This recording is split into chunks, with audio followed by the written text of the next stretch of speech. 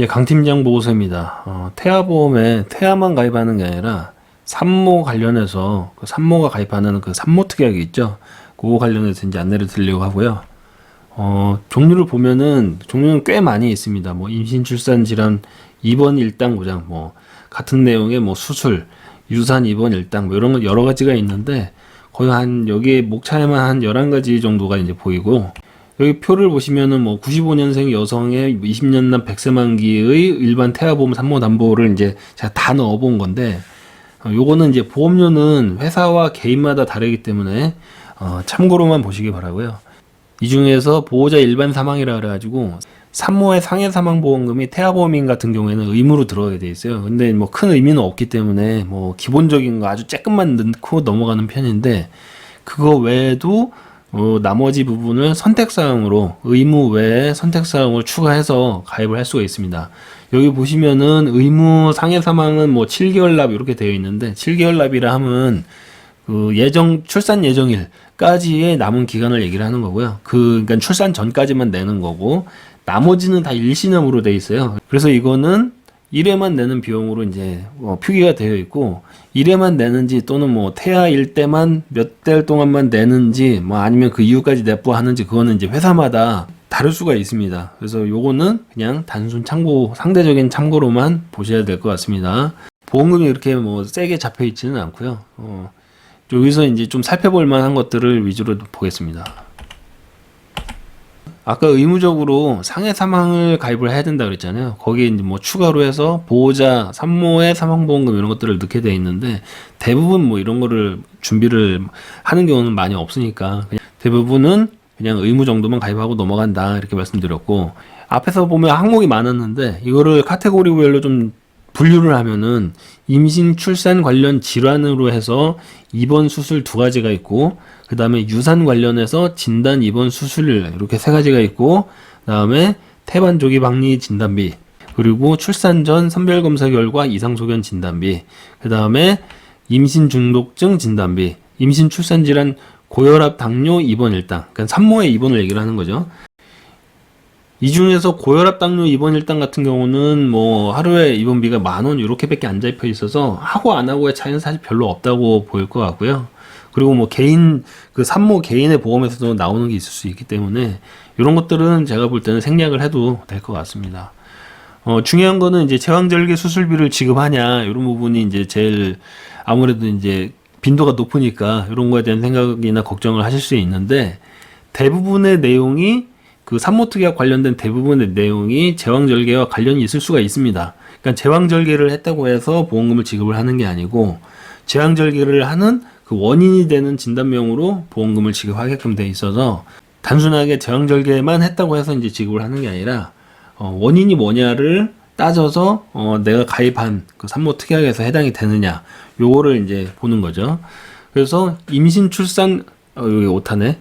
임신 출산 관련 질환에서 입원과 수술 2가지가 있는데, 입원비는 사실 얼마 안 잡혀 있어요. 근데 뭐 수술비도 얼마 안 잡혀 있긴 한데, 뭐 보통 회사마다 다르겠지만 뭐 10만 원 내지 20만 원 정도 잡혀 있을 거고요. 여기서 보장하는 그 진단 코드 종류가 범위가 굉장히 넓습니다. 그래서 범위가 5510부터 5516까지, 뭐 5585부터 5592까지 이런 식으로 쭉 나와 있는데, 뭐 주로 제왕절개를 할 수 있는 그런 상황들에 대한 진단 코드가 거의 다 들어있다고 보시면 될 것 같고요. 그 다음에 유산 관련돼서 이제 앞에 거랑은 이제 중복되는 내용은 없는데, 유산의 뭐 진단 또는 입원 또는 수술일 때 보험금을 이제 지급하게 되어 있습니다. 여기도 마찬가지로 입원비는 얼마 안 잡혀 있는데, 진단비 10만 원, 수술비 뭐 10만 원, 뭐 10만 원 내지 20만 원 정도 이렇게 회사마다 차이는 있겠죠.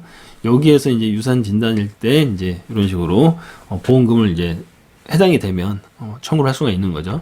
그 다음에 태반조기 박리 진단, 요것도 뭐 흔치는 않은데 간혹 있습니다. 저도 태아보험 가입을 했던 분들 중에서 수술을 받으신 분들이 조금 있었어요. 그러니까는 뭐 경우가 아예 없다고 볼 수는 없는데, 얘 같은 경우는 진단비가 100만 원 정도가 잡혀 있습니다. 이것도 마찬가지로 회사마다 보험금 수준은 다를 수 있겠죠. 근데 여기에서 이것도 마찬가지로 진단비로 주는 거기 때문에 제왕절개 수술을 하긴 하지만 제왕절개 때문에 주는 건 아니에요. 그러니까는 이런 정도의 그 디테일한 차이는 있다라고 말씀드릴 수가 있고, 임신 중독증 진단비 같은 경우도 마찬가지로 뭐 전자간, 자간 이렇게 두 가지가 들어있는데 여기에 대한 진단을 받을 경우에 보험금을 수령할 수 있다. 물론 이제 이것 때문에 제왕절개를 뭐 하는 경우도 있겠죠. 그리고 산전 선별검사 이상소견 진단은 이제 528로 되어 있는데 528 안에 뭐 기형검사 이상이라든지 뭐 혈액적인 이상이라든지 뭐 유전적 이상이라든지 뭐 이런 것들이 다 포함이 되어 있어요. 그래서 세부적으로 뭐 어떤 진단인 거는 그 상황에 따라 다르고 여기에 대한 그 이상소견 진단을 받아서 528 어쩌고 되는 뭐 이런 식으로 그 코드를 부여받으면 여기에 대한 진단비를 이제 받는다는 거죠.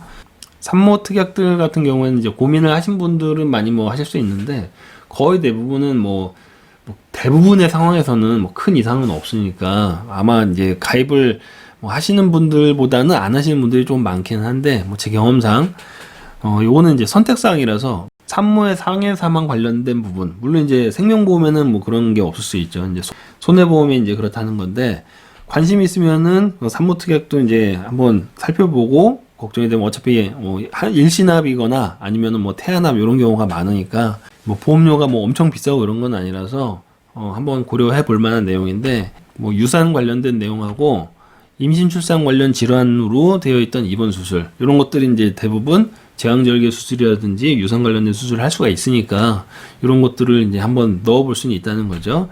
그래서 특히나 임신 출산 관련 질환이라고 되어 있는 입원 수술비는 범위가 굉장히 넓어서 제왕절개의 대부분의 원인이 여기에 거의 다 들어있다고 보실 수 있습니다.